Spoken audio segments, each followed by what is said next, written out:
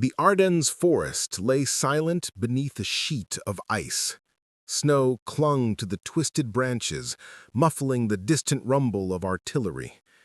In the dim gray light, a small group of German soldiers trudged through the ruins of an abandoned American camp, their breath hanging like smoke in the frozen air. They had been fighting for days with almost nothing to eat. Bread crusts frozen solid, canned meat long gone. Hunger gnawed at their stomachs like a second enemy. Then, beneath a shattered tent, one of them spotted a wooden crate marked U.S. Army Field Rations K. Inside, bright metal tins, chocolate bars, packets of coffee, even chewing gum. The men stared in disbelief. The labels were clean, the food untouched. One pried open a can, sniffed the aroma of real meat and eggs, luxuries they hadn't tasted in months. They ate in silence. Warmth returned to their faces. But as one soldier examined the calorie chart printed on the box, realization struck. This single meal contained more energy than they'd been given for an entire week. And that was when they understood what they were truly fighting against. By the winter of 1944, the Second World War had become not just a struggle of armies, but of endurance. Behind every soldier on the front line stood an invisible army of manufacturers, farmers, and supply officers. The side that could feed its troops, move its fuel, and replace its losses the fastest would inevitably win. For Germany, the war had entered a desperate phase. The once unstoppable Wehrmacht was now running on fumes. The rapid conquests of 1939 and 1940 had been built on short, decisive campaigns, lightning strikes fueled by pre-war stockpiles and occupied resources. But by late 1944, those reserves were gone. Allied bombing had turned factories into rubble, railways into twisted steel. The same mechanized machine that had stormed across Europe now found itself starving on its own soil. The United States, on the other hand, had become the workshop and pantry of the free world. From Kansas wheat to Chicago beef, from Hershey chocolate to Hormel Spam, America's agricultural and industrial might reached every front line. The U.S. Army Quartermaster Corps had perfected the science of feeding millions of men in any climate. Rations were designed not merely to survive, but to sustain. The K-Ration, introduced in 1942, was a triumph of military engineering. Compact, calorie-dense, and lightweight, it provided roughly 2,800 calories per meal set. Breakfast, dinner, and supper units combined, delivering over 8,000 calories per day if consumed in full. Each box was a miniature ecosystem of nourishment. Canned meat or eggs, cheese, biscuits, a vitamin tablet, instant coffee, powdered lemonade, sugar, gum, and even cigarettes. The soldiers stared in disbelief. The labels were clean, the food untouched. Each detail had been calculated, from the wax coating on the box to keep out moisture to the carefully measured balance of protein and carbohydrates to sustain soldiers through combat fatigue. Meanwhile, the German soldier, the Lancer, still depended heavily on traditional field kitchens and local requisitioning. His daily ration was designed in the image of the 19th century army: bread, sausage, and soup. It was hearty in theory, but in practice, by 1944, the average frontline soldier received only fragments of his official allowance. The Wehrmacht High Command prescribed roughly 4,200 calories a day for active combat troops. By late 1944, many were receiving less than half that. As Allied air raids crippled supply lines, food trains were rerouted, delayed, or destroyed. Even basic ingredients like flour, potatoes, and cooking oil became scarce. Ersatz substitutes, Imitation coffee made from acorns, margarine instead of butter, filled the gaps. The soldiers at the front felt the difference. They grew thinner, their energy waned. Frostbite and disease spread faster among the undernourished.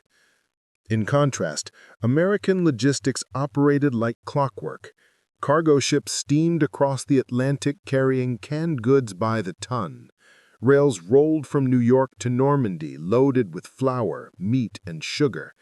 At any given moment, a U.S. division in Europe could expect fresh bread every few days and a hot meal when conditions allowed. Even in chaos, the flow never stopped.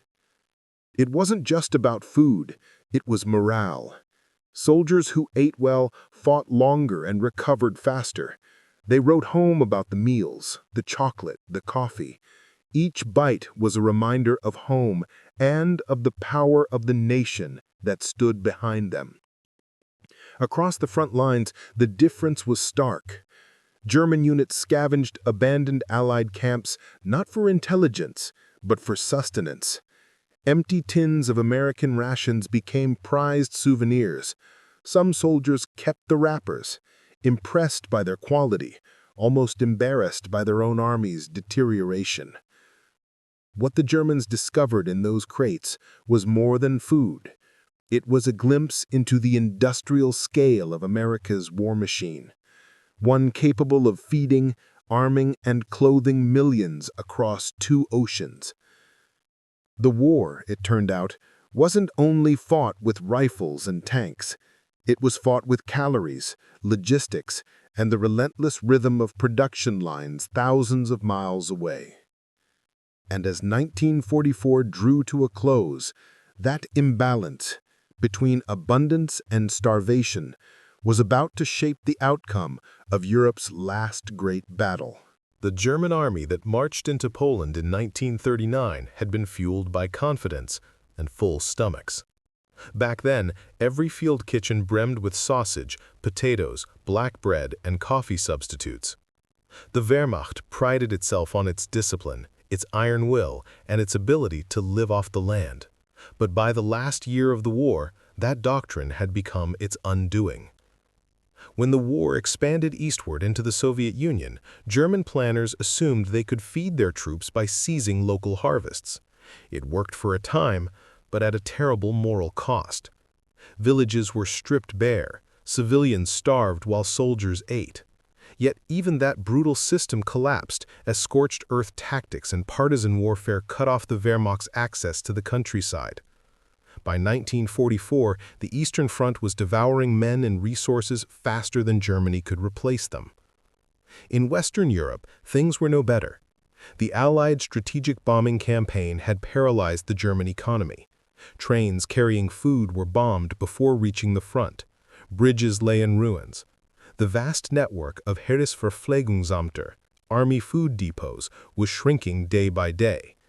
The average German soldier now depended on thin soup, a few slices of bread, and a smear of ersatz margarine. Letters home painted a grim picture. "We are hungry all the time," one soldier wrote from the Ardennes. "Even when we eat, the stomach remains empty."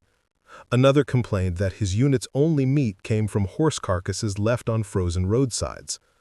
Officers tried to maintain morale by rationing cigarettes or alcohol instead, but hunger gnawed through even the strongest discipline. The official Wehrmacht ration scale of 1944 existed mostly on paper. It promised 700 grams of bread per day, 200 grams of meat, 50 grams of fat, and 20 grams of sugar. Yet few ever saw those numbers. The average frontline issue was closer to half. Cooks diluted stews with more water, stretched meat with barley or oats, and recycled whatever they could find. Soldiers learned to forage, roots, apples, or even livestock from abandoned farms. It was a bitter contrast to the American system. American soldiers received not only more food, but better food.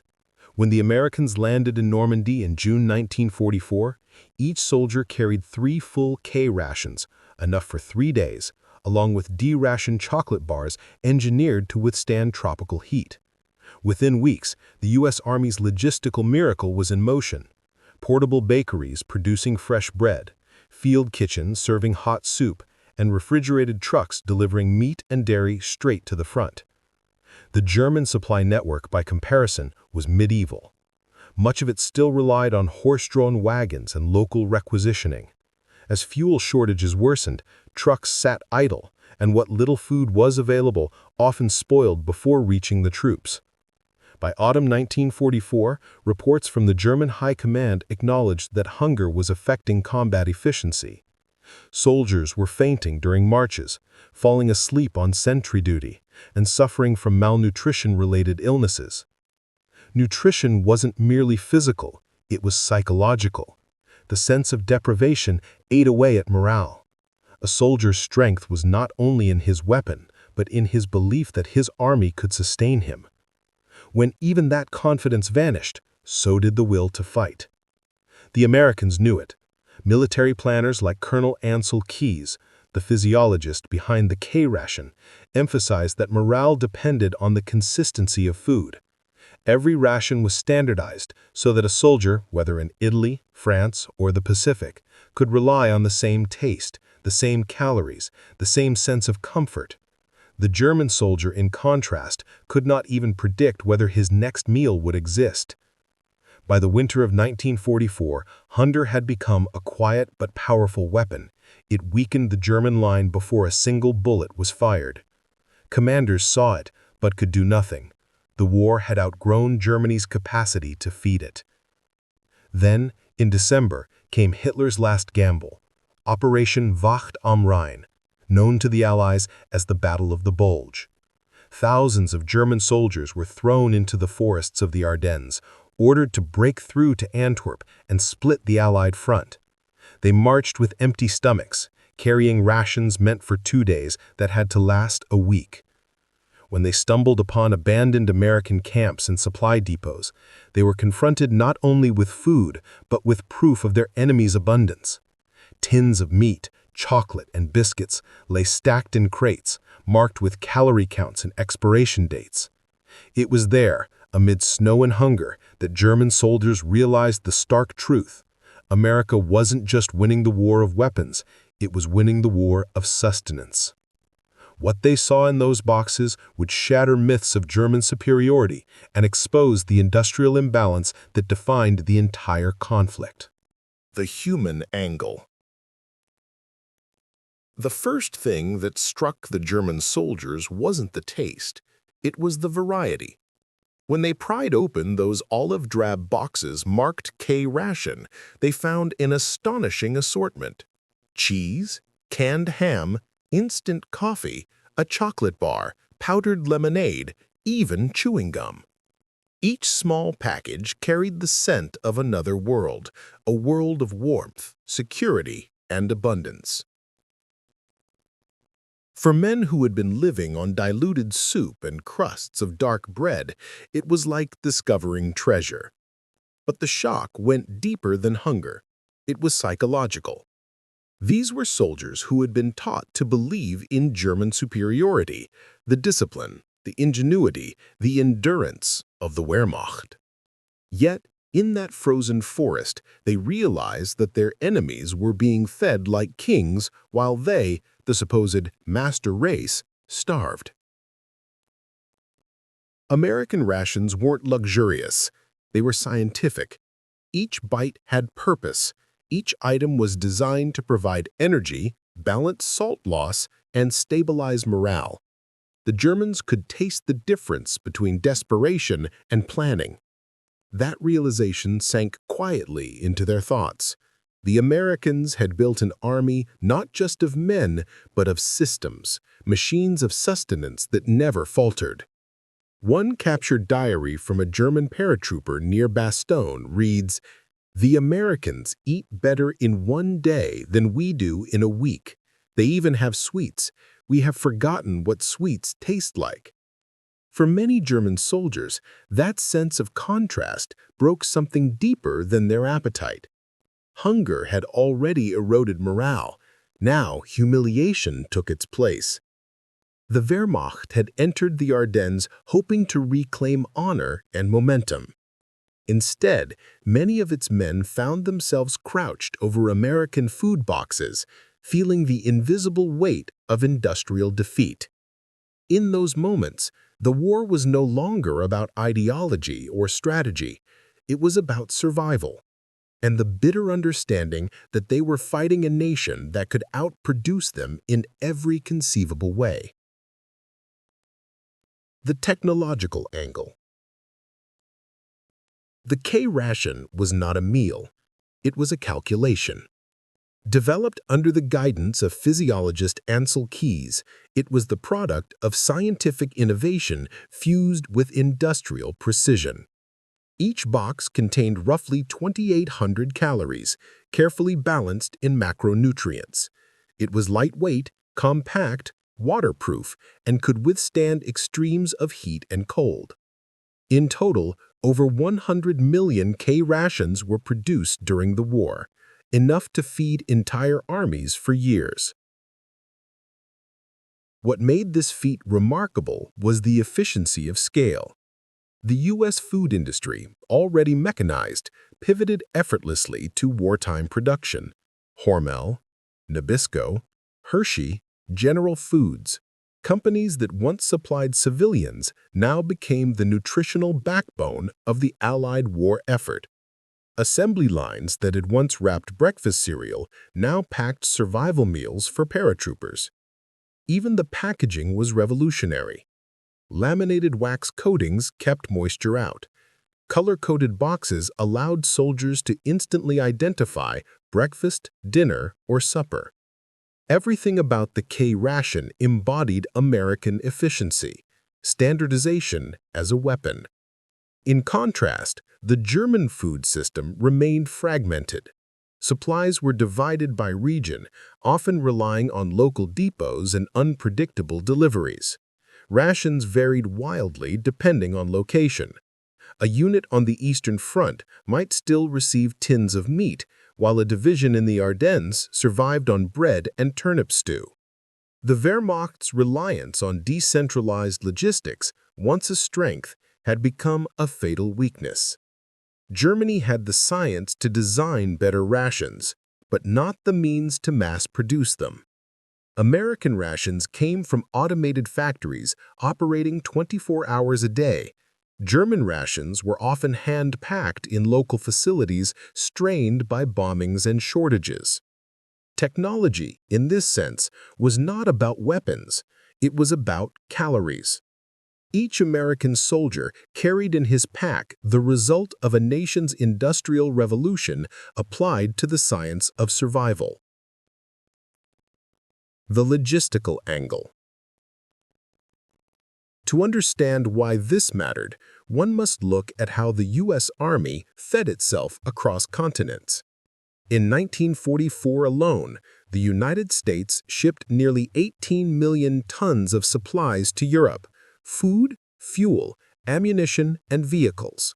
The Quartermaster Corps, working with the Army Transportation Service, created a system of supply lines that stretched from the farms of Iowa to the foxholes of France.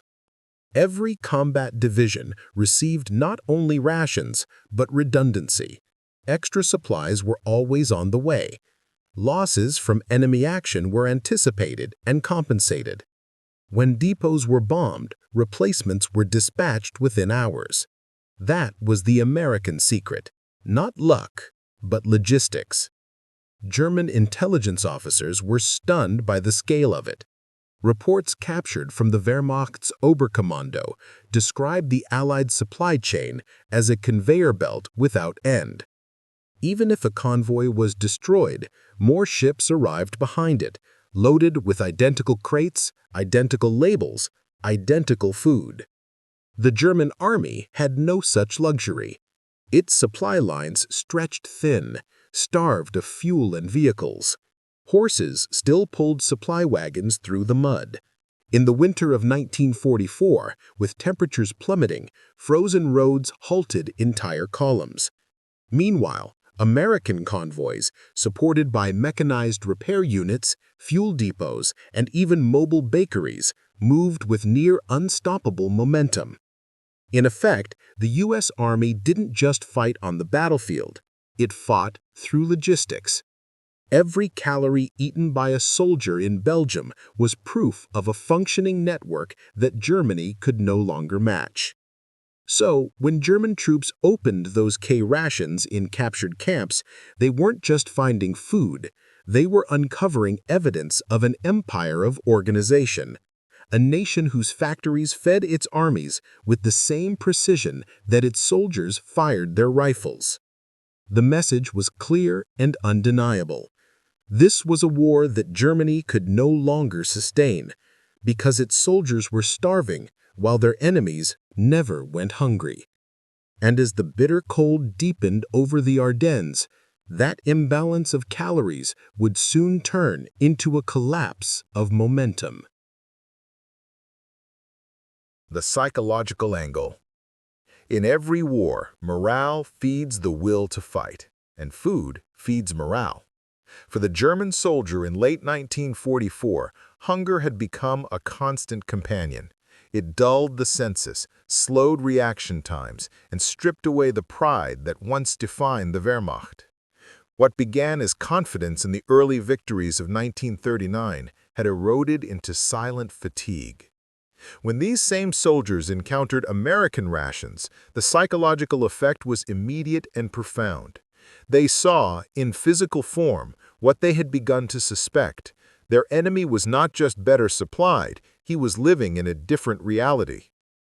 Captured German soldiers often expressed astonishment not only at the quality of American food, but the apparent excess. Some spoke of chocolate and canned fruit as if describing luxuries from another planet. U.S. military records show that German POWs frequently tried to trade equipment or even money for American rations during captivity, not because they were starving, but because the taste of it symbolized comfort, power, and stability. This psychological gap between deprivation and abundance created an invisible weapon. A well-fed soldier thinks clearly. He can laugh, write home, and hold the line. A starving soldier thinks only of his next meal. Hunger consumes the mind. Letters from American troops show the opposite emotion, gratitude and surprise. Even in the middle of a forest, one GI wrote from Belgium, "We've got hot coffee, real meat and cigarettes. I almost feel guilty." That sense of stability fostered morale, while German troops, weakened by hunger, began to view their enemy not merely as stronger, but as impossible to defeat. The symbolism of food transcended combat. It shaped perception. To the German soldier, the contents of those K-rations were not just meals, they were evidence that America's strength lay far beyond the battlefield. It was in the factories, the farms, the fields of Iowa and Kansas, the assembly lines that never slept. That realization, quiet, personal, and devastating, told them the truth no propaganda could hide. They were fighting a nation whose resources, energy, and organization were beyond reach. The tactical angle. Nutrition determines endurance, and endurance decides battles. In the Battle of the Bulge, this truth became visible in the simplest way. Who could keep marching? As the offensive dragged on, German units that had advanced deep into the Ardennes began to run out of everything: fuel, ammunition, and above all, food. Soldiers carried emergency iron rations intended for 2 days, but the operation lasted over 2 weeks. The farther they pushed, the hungrier they became. Meanwhile, American troops, though surprised and encircled, could fall back on a seemingly endless flow of supplies. Even when cut off, U.S. units were resupplied by airdrops, each bundle filled with ammunition, medical kits, and rations. The Germans, watching those parachutes drift down, realized the tactical disadvantage of starvation. Malnutrition doesn't just weaken muscles, it slows decision-making. Hunger makes men cautious, hesitant. Cold magnifies it. A man who hasn't eaten in 2 days shivers harder, shoots slower, and walks less. Reports from captured German officers during the Ardennes campaign confirm this. Units began to lose cohesion not because of combat losses, but because soldiers physically couldn't keep up. American commanders, on contrary, understood the relationship between logistics and momentum. The K-ration, though simple, ensured that no man went into combat unfed. Even in blizzards, even under artillery fire, a GI could open his box, eat, and keep moving. Calories became a weapon, invisible but decisive. In one field report from the 101st Airborne at Bastogne, one quartermaster noted that even after days of siege, morale remained remarkably high. He attributed it not only to courage, but to the steady distribution of food and coffee under fire. "It keeps the men's spirits intact," he wrote. "They believe the army hasn't forgotten them." That belief that someone, somewhere, was ensuring they would eat was a tactical advantage in itself. The Germans had no such faith. Their supply trucks lay destroyed by Allied aircraft, food depots had been bombed to ashes, and so when they stumbled upon American rations in captured camps, they consumed them not as soldiers, but as starving men. For a few fleeting hours, they felt the strength their enemy enjoyed daily. Then the hunger returned, and the illusion vanished. The moral angle. At its heart, this contrast revealed something deeper about the nature of modern war. Germany had entered World War II driven by ideology, conquest, domination, and racial hierarchy. Its leadership believed in the superiority of will, discipline, and brutality. America entered the war with a different foundation: mass production, shared labor, and a belief that every soldier, regardless of background, deserved care and sustenance. Food became the moral mirror of those systems. The German army relied on forced requisitioning and occupation to feed itself. Millions of civilians across Eastern Europe starved so that the Wehrmacht could march.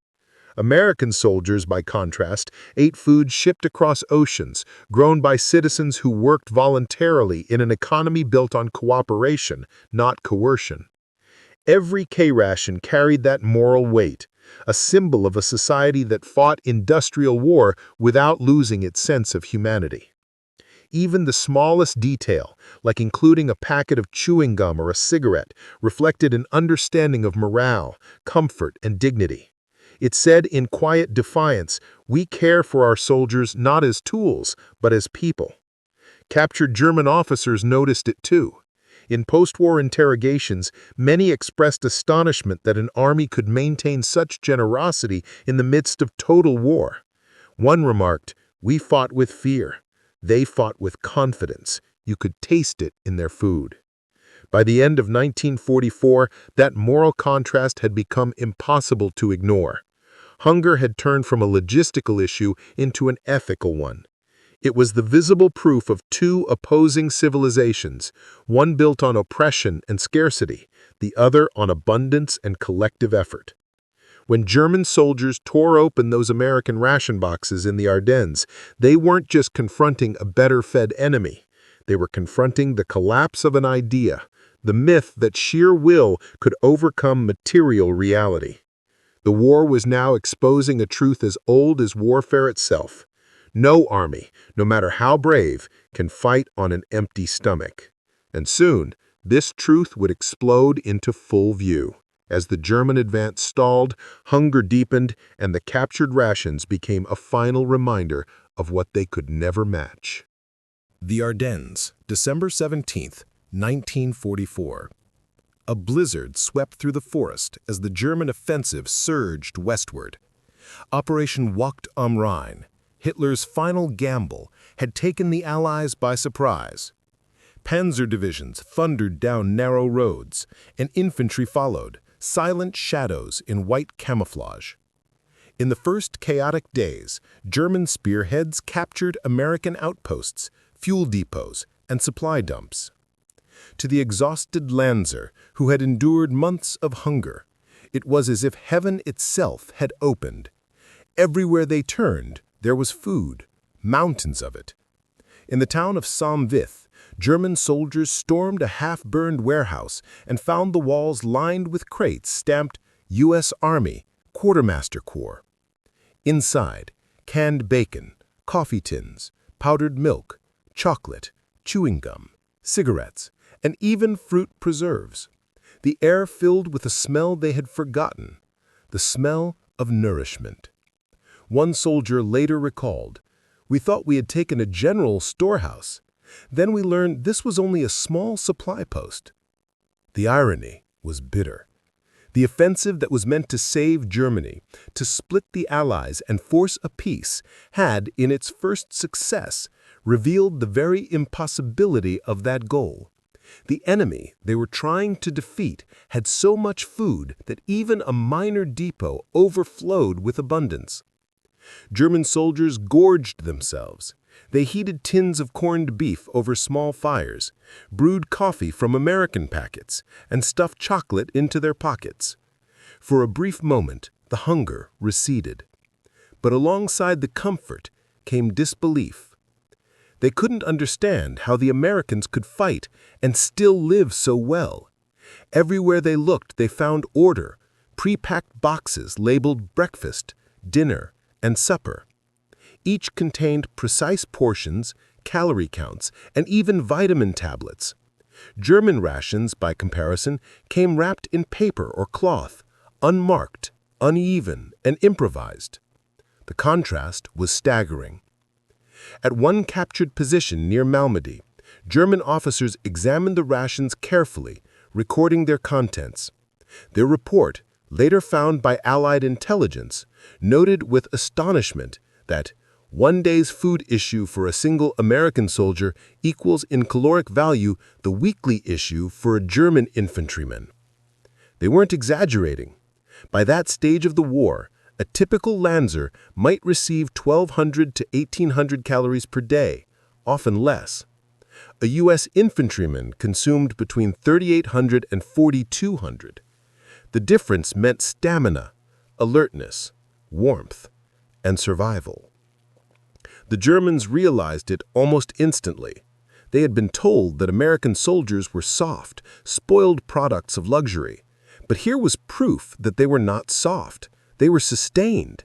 They could march farther, fight longer, and think clearer, because their nation had built a war machine not of cruelty, but of competence. Even as the offensive gained ground, its foundations were already crumbling. The farther the Germans advanced, the thinner their supply lines stretched.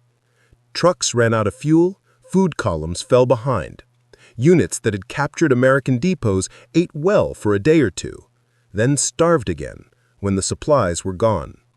The Americans, meanwhile, began regrouping, drawing strength from reserves that never stopped flowing. By December 21st, snow buried the roads, and the first signs of exhaustion appeared in German ranks. Stomachs tightened. The brief feast of captured rations faded into memory. One corporal from the 2nd Panzer Division wrote in his journal, "We have eaten what we found. Now nothing remains. The men are weak. The enemy eats like a king, while we fight on crumbs." In that line, the entire offensive was summarized. A desperate push fueled by hope, undone by hunger. At Bastogne, surrounded American troops held their ground. Even under siege, airdrops brought rations daily. German soldiers nearby, cut off from their own supply lines, could see the parachutes descending in the distance, white dots in the sky, carrying food to their enemies, while they themselves gnawed on frozen bread. The psychological blow was immense. The illusion of control, of destiny, began to fracture.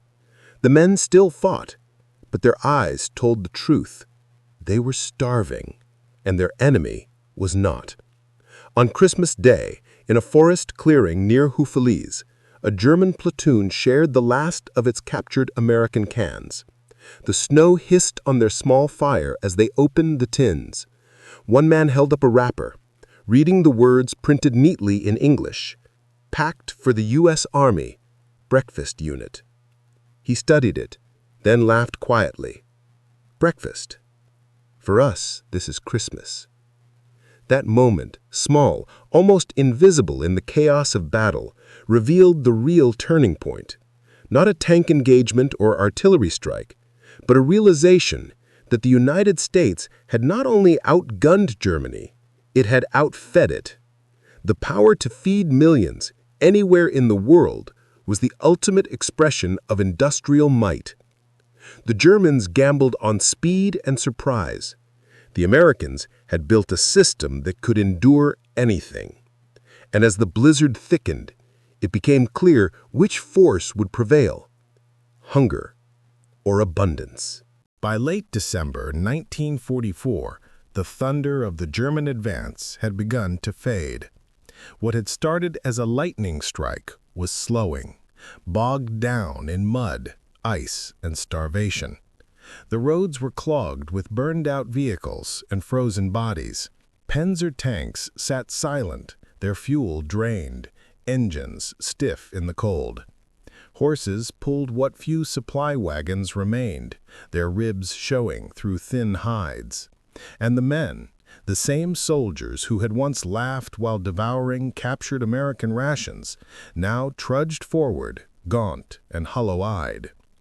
The rations had given them a taste of strength, but only for a moment. That moment made the hunger that followed even crueler. At the headquarters of the 6th Panzer Army, officers pored over maps by candlelight, arguing over dwindling supplies.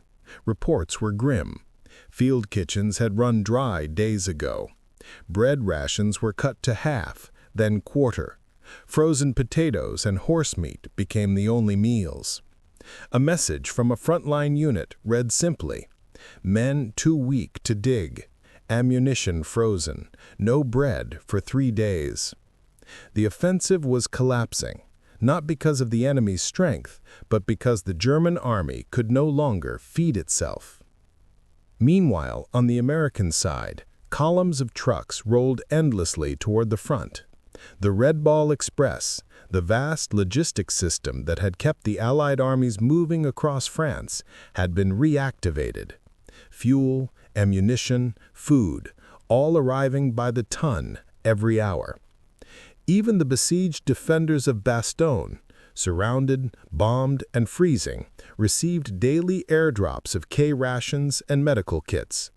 American soldiers fighting in foxholes ate tinned ham and eggs, warmed their hands on coffee cups, and chewed gum between artillery bursts.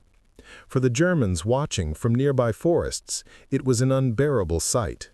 They saw parachutes blossom in the sky and land gently in snow-covered fields, each one filled with food their own men hadn't seen in months. A soldier of the 26th Volksgrenadier Division later wrote, "We watched the Americans eat. They dropped their food from the sky. We envied them more for that than for their tanks." In one shattered village near Le Glaise, a platoon from the 1st SS Panzer Division found themselves completely cut off. Their tanks had run out of fuel, and their radios had gone silent. For 3 days, they survived on melted snow and the memory of the captured American chocolate they had once shared. When the Allies counterattacked, they had no strength left to fight. The commander, Joachim Pieper, ordered the destruction of his own tanks before attempting to break out on foot. Most of his men didn't make it. The snow-covered forests became their graves, their bellies empty, their bodies frozen around burned-out fires. Everywhere, the same pattern repeated. German units that had briefly enjoyed the abundance of captured rations found that once they were gone, there was nothing left to replace them. Supply convoys couldn't reach the front through Allied bombers and destroyed bridges.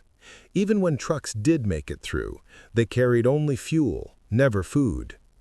The American logistical machine, by contrast, never stopped. An American soldier on the front line could request replacement gloves, cigarettes, or canned peaches and have them within a day. A German soldier couldn't even get bread. By New Year's Eve, the last illusion of victory had vanished. The Ardennes offensive, Hitler's final desperate gamble, had failed. Inside Hitler's headquarters, rage filled the air. The Führer demanded explanations from his generals. Why had they advanced so far only to retreat? Why had morale collapsed? But even his closest officers knew the truth. They were no longer fighting an enemy of men, but of machines, factories, and supply chains. The United States could feed its soldiers better than Germany could feed its own people.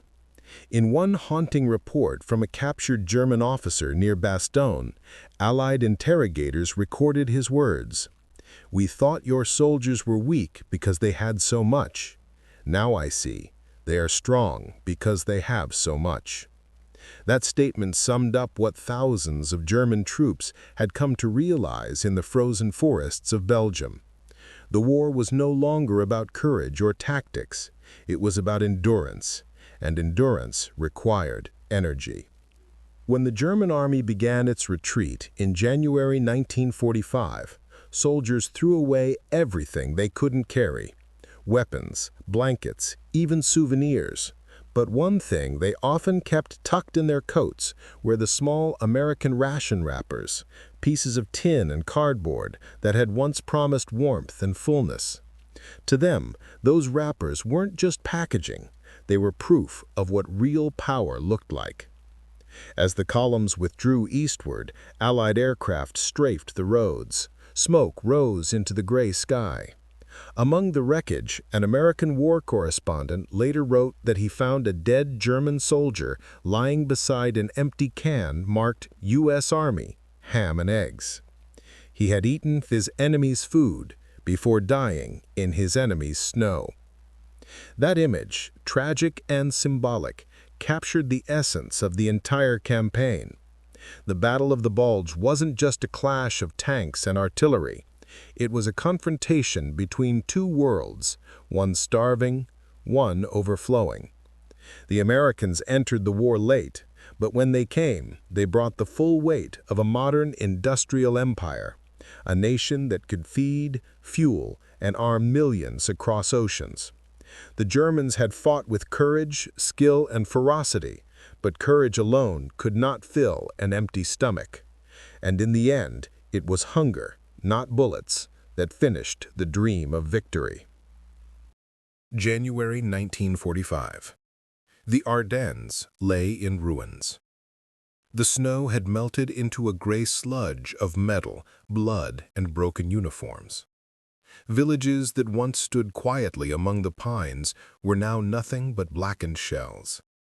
And among the wreckage, scattered in ditches, half buried in the mud, lay thousands of bodies.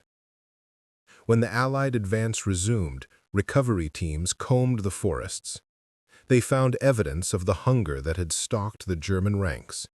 Empty ration tins marked with the eagle crest, gnawed horse bones, and, most strikingly, countless discarded American food wrappers. U.S. Army, C ration, K-Ration breakfast unit, chocolate, D ration. To the Americans who picked them up, they were just trash. But to the Germans who had held them, they had been lifelines, brief reminders of what a modern army could provide. Captured German soldiers spoke of those rations with a mixture of awe and bitterness.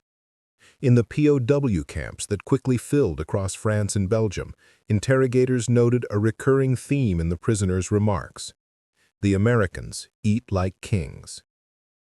One Wehrmacht sergeant told his captors that when his men first discovered U.S. supplies, they assumed it was propaganda.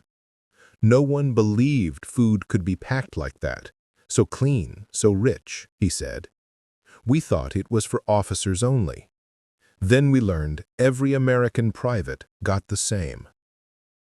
The numbers confirmed what the Germans had felt on the ground. An American soldier in 1944 consumed roughly 4,200 calories per day. Meat, eggs, bread, sugar, fats, and vitamin-fortified snacks.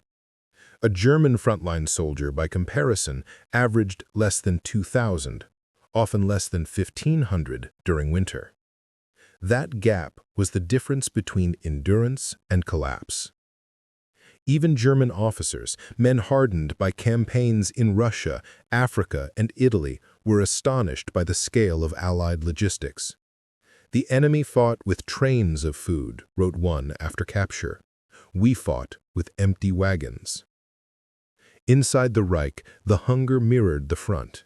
Allied bombings had shattered transport routes, destroying the bridges and railways that carried food from farms to cities. By 1945, even civilians in Berlin and Munich were living on meager rations, powdered turnips, beet syrup, and black market bread. The once proud population that had been promised endless victory now queued for hours in the cold for a few potatoes. When German POWs were shipped to the United States, the contrast deepened. In camps in Texas, Louisiana, and Iowa, they were fed according to the Geneva Convention, 3 full meals a day.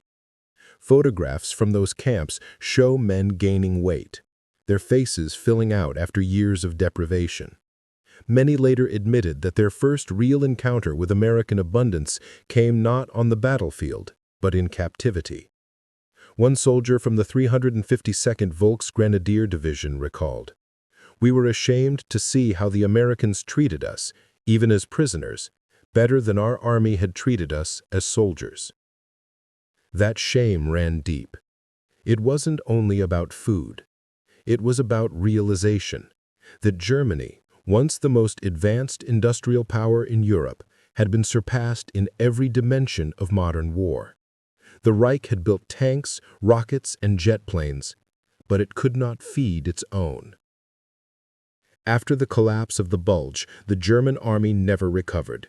The offensive had cost over 100,000 men and even more in lost morale. In the east, the Soviets were preparing their final assault on the Oder. In the west, the Allies were crossing the Rhine. But long before the surrender in May 1945, the spirit of the Wehrmacht had broken, eroded not only by defeat, but by hunger. Soldiers stopped believing that their command could sustain them. Field kitchens went cold. Entire battalions surrendered simply to eat. And yet, even amid the ruins, a strange kind of respect emerged. Many German veterans later admitted that the American soldier's strength, his calm, his endurance, came not from arrogance, but from confidence. Confidence that behind every front line was a limitless supply chain, a nation that never let him starve. It was a revelation that no weapon could match. In the months that followed Germany's surrender, hunger remained the quiet shadow of defeat. The once proud Reich was now a landscape of rubble and ration cards. Cities like Cologne and Dresden lay in ashes, their streets littered with the shells of trams and the scent of burned brick. Across the occupied zones, millions of displaced people, soldiers, refugees, civilians, wandered in search of food. The average daily calorie intake for Germans in 1945 fell to less than 1,200 calories, sometimes as low as 800 in urban areas. Bread was mixed with sawdust or ground peas to stretch the flour. Soup was made from nettles, weeds, or boiled potato skins. Children scavenged bombed-out bakeries for crumbs. For a nation that had once imagined itself invincible, it was humiliation beyond measure. And then, into that emptiness, came the same emblem that had stunned German soldiers on the battlefield, the American ration box. At first, it arrived under military supervision, the U.S. Army's G5 Civil Affairs units distributing surplus rations to starving civilians.